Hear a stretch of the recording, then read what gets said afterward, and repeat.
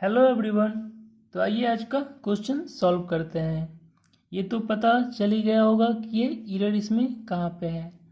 तो पहले क्वेश्चन आप पढ़ लीजिए ठीक से, फिर देखते हैं। 3 summons have been issued by the district court.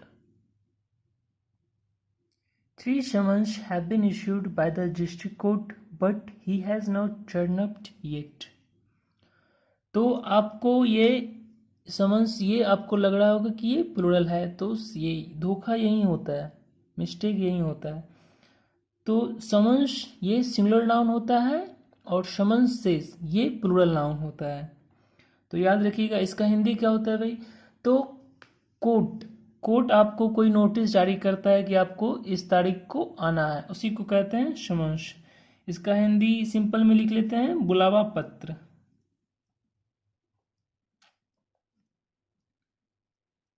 Plural में भी पत्रों हो जाएगा, ठीक है।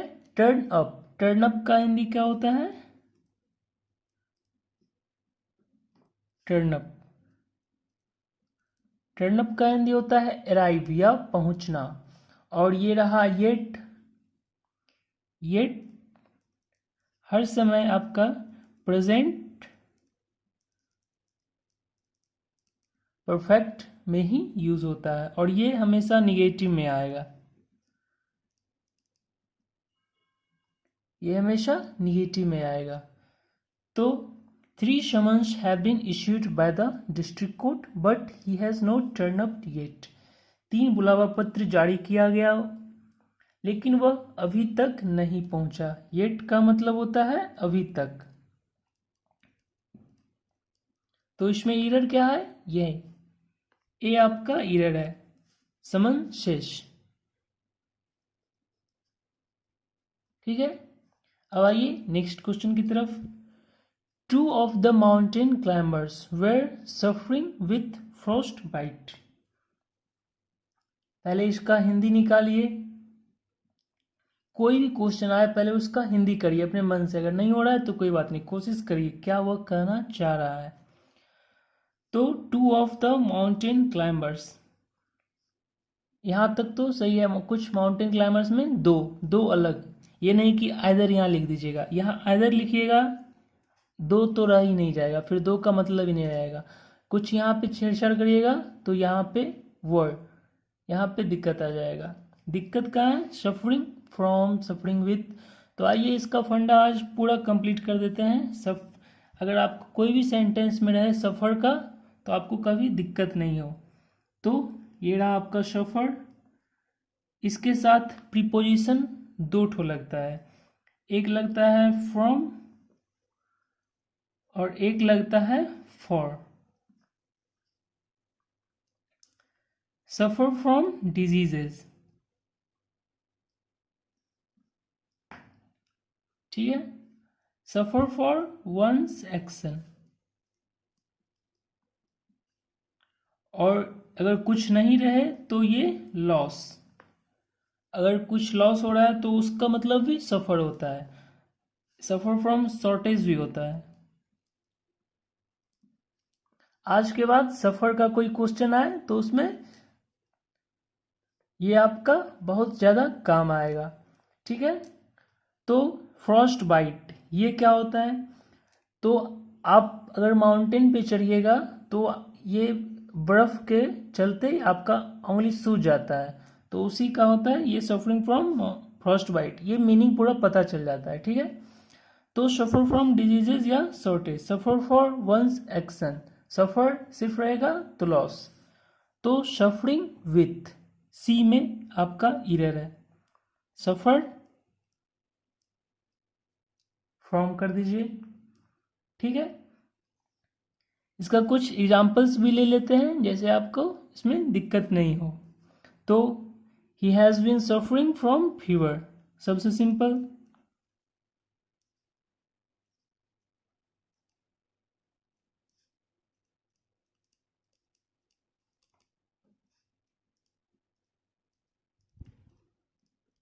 ही has been suffering from fever, diseases from, ये आ गया। फिर आइए आपका he has to suffer for his actions,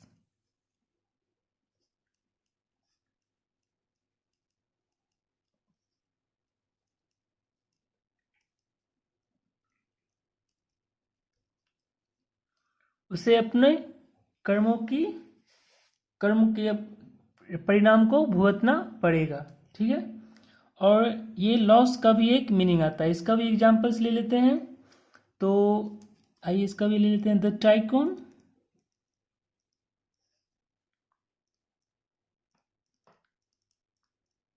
suffered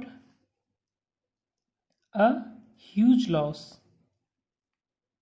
in his business। ये बिजनेस लिखा हुआ है। ठीक है, suffer from diseases, suffer for one's actions. कोई भी कर्मों का फल मिले तो सफर फ्रॉम डिजीजेस। ठीक है, आज के बाद सफर का कोई दिक्कत नहीं रहेगा। ठीक है, आइए नेक्स्ट क्वेश्चन की ओर। तो क्या है, it is been so far so good with the baby sitter and I hope it stays that way. ठीक से पढ़ लीजिए क्वेश्चन, फिर आइए सॉल्व करते हैं इसको। आपको लग रहा होगा कि यहाँ पे दिक्कत है, एज सो एज, ये तो आप पढ़े हैं, लेकिन सो आप कहीं नहीं पढ़े होंगे। ठीक है, सो तो ये आपका होता है इडियम्स है, कोई लॉजिक इसमें नहीं है, ये आपका इडियम्स है। इसका मीनिंग क्या होता है,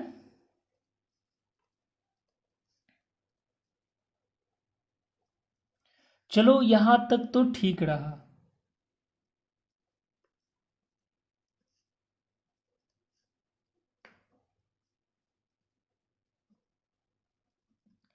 यही इसका मीनिंग है, आप इसमें कंफ्यूज नहीं होइएगा। लेकिन ये सिर्फ इसी के लिए है, so for so good, so for so good. ठीक है, चलो यहां तक तो सब ठीक रहा। It is been so far so good with the baby sitter. इसका मीनिंग क्या होता है, बेबी सीटर। तो ये कोई दाई रखती बच्चे का देखभाल करने के लिए कोई रहती है या रहता है, तो उसको बेबी सीटर कहते हैं। तो इसका बेबी सीटर देखभाल करने वाला, देखभाल करने वाला कह दें या वाली कह दें। ठीक है, it is been so far so good with the baby sitter and I hope it so that. चलो यहाँ तक तो उसके साथ सब ठीक रहा, एंड मैं उम्मीद करता हूँ कि आगे भी सब ठीक रहे। इसमें कोई एरर नहीं है, नो एरर।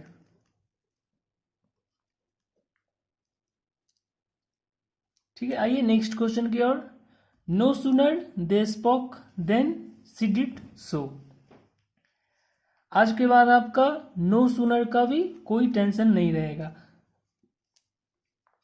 आप पहले से अगर जानते होंगे तो आप बी लगाइएगा। ऑफ कोर्स बी में ही है, लेकिन क्या क्या हो सकता है, क्या हमको दे जो उसको गलती नहीं करना है, गलत उसको नहीं करना है। तो नो सूनर का भी आज पूरा कंप्लीट कर देते हैं, फिर आपको अगर कहीं नो सूनर का है तो आपको दिक्कत नहीं हो। तो नो सूनर का रूल ही लिख लेते हैं पहले। No sooner past indefinite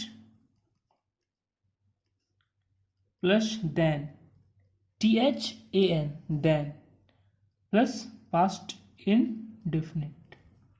no sooner past indefinite than past indefinite. No sooner past perfect than past indefinite. यही एक और रूल है इसका, और लिख लेते हैं। नो सूनर प्रेजेंट में भी होता है ये, present indefinite than present indefinite. No sooner present indefinite than present indefinite.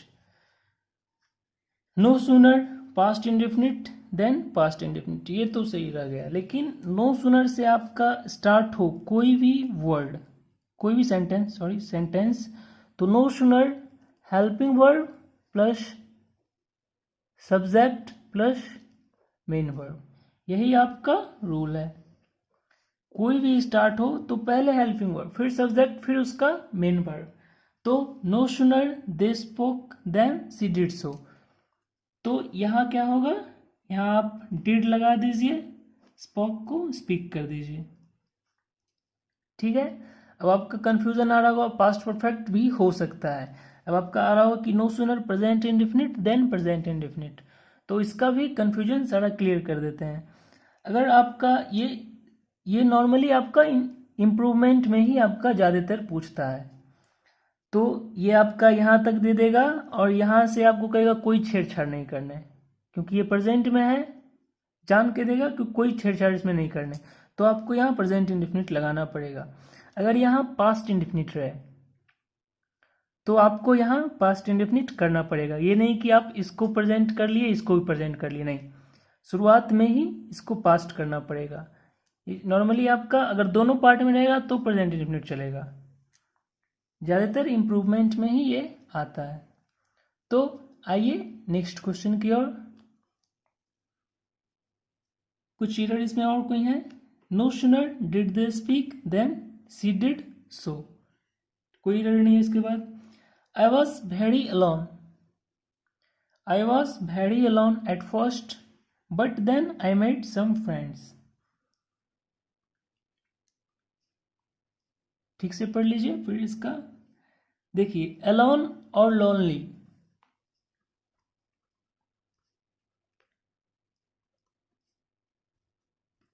दो अलग चीजें हैं, लेकिन दो कभी कभी एक जैसे हो जाते हैं।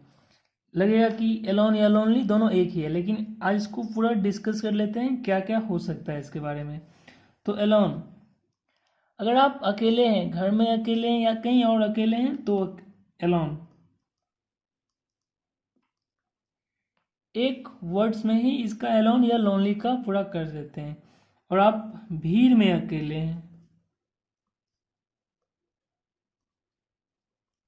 या सैड है, ऐसे कुछ, ठीक है। एलोन अकेले हैं, लोनली भीड़ में अकेले हैं। तो I was very alone at first but then I made some friends. मैं पहले बहुत उदास था, दुखी था, मतलब बहुत अलग अलग रहता था, लेकिन उसके बाद मैंने कुछ दोस्त बनाए। आई वॉज वेरी अलोन नहीं, लोनली। अलोन लोनली में फर्क आप जान लीजिए, यही दोनों है। कभी भी आए आई वॉज वेरी अलोन लोनली, बहुत ज़्यादा ये सब यूज होता है कॉमन एरर में। देन, देन THAN THEN, ठीक है, ये तो नॉर्मल रहता है। देन कोई भी सीरीज ऑफ एक्शन रहता है, उसके बाद पहले वो हुआ उसके बाद देन, तो ये सीरीज ऑफ एक्शन के बाद EN आता है, ठीक है। धन्यवाद। और ये आपका रहा कल का क्वेश्चन। कल आप ये क्वेश्चंस 5 क्वेश्चंस ये हैं, इसका एरर बता के आप कमेंट में करिए, फिर कल हम इसको सॉल्व करेंगे। फिर आपको नेक्स्ट दिन का भी 5 क्वेश्चन दिया जाएगा, फिर उसको भी सॉल्व करेंगे। इसका आंसर आप कमेंट बॉक्स में करिए, फिर कल मिला लेंगे। धन्यवाद।